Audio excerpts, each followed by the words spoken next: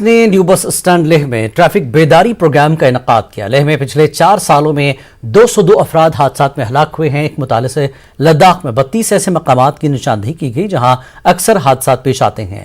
پمفلٹ تقسیم کیے گئے۔ ایس ایس پی ٹریفک نے سائنٹیفک مطالعہ اور ٹریفک کی نئی منصوبہ بندی کے بارے میں بریفنگ دی۔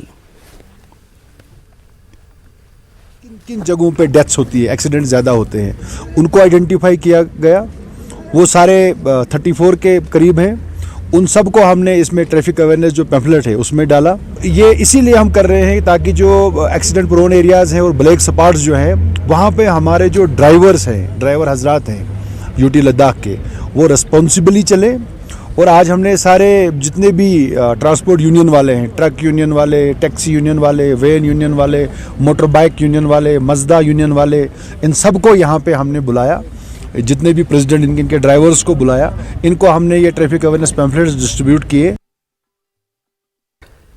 جمعیت العلماء اثنا عشریہ کرگل ضرورت مندوں کی مدد کے لیے پیش رہتی ہے۔ شیخ نذیر المہدی محمدی کی زیر قیادت میں یہ ادارہ کافی عرصے سے فلاحی کام انجام دیتا رہا۔ انہوں نے چوچوت لیہ میں ضرورت مند افراد میں کمبل تقسیم کیے۔ خاصی تعداد میں ضرورت مندوں نے یہ کمبل حاصل کیے۔ لوگوں نے اس اقدام کی ستائش کی۔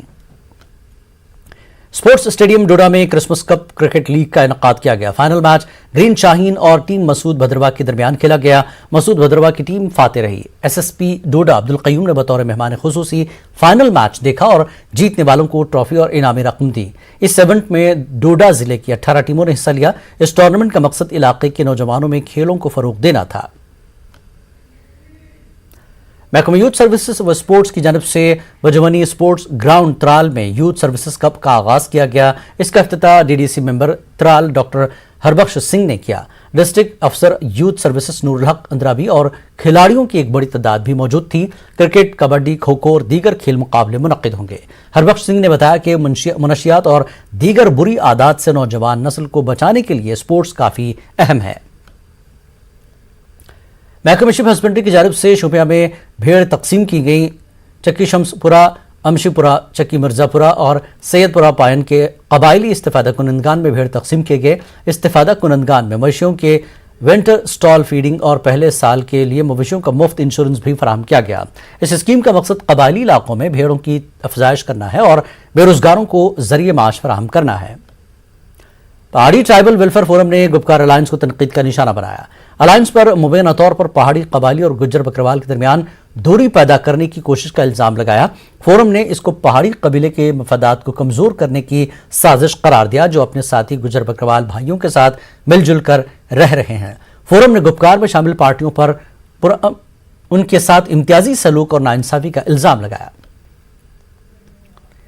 سرکردہ عالم دین و تبلیغی جماعت کے امیر مرحوم مولانا پیر شمس الدین صاحب لولابی کی سوانح حیات اور سماجی خدمات پر ایک روزہ سیمینار کا انعقاد کیا گیا۔ جامعہ اسلامیہ شمس العلوم مسجد المرشدین کپواڑہ میں اس کا اہتمام کیا۔ ضلع کپواڑہ کے کئی علماء دانشوروں کے علاوہ سماجی و ادبی شخصیات نے شرکت کی۔ مقررین کا کہنا تھا کہ مرحوم پیر شمس الدین صاحب نے انسانیت اور اخلاق کے لیے اپنی زندگی صرف کی۔ ضلع شوپیاں کے مشواڑہ علاقے میں قائم جامعہ منار الہدا میں آج نئے اسلامی کیلنڈر کو جاری کیا گیا۔ معروف عالم دین اور ادارے کے سربراہ مولانا پیرزادہ مولانا شکیل الرحمان اویسی اور دیگر اس موقع پر موجود رہے۔ مولانا شکیل الرحمان نے کہا کہ اسلام امن، محبت، بھائی چارہ اور احترام و انسانیت کا درس دیتا ہے۔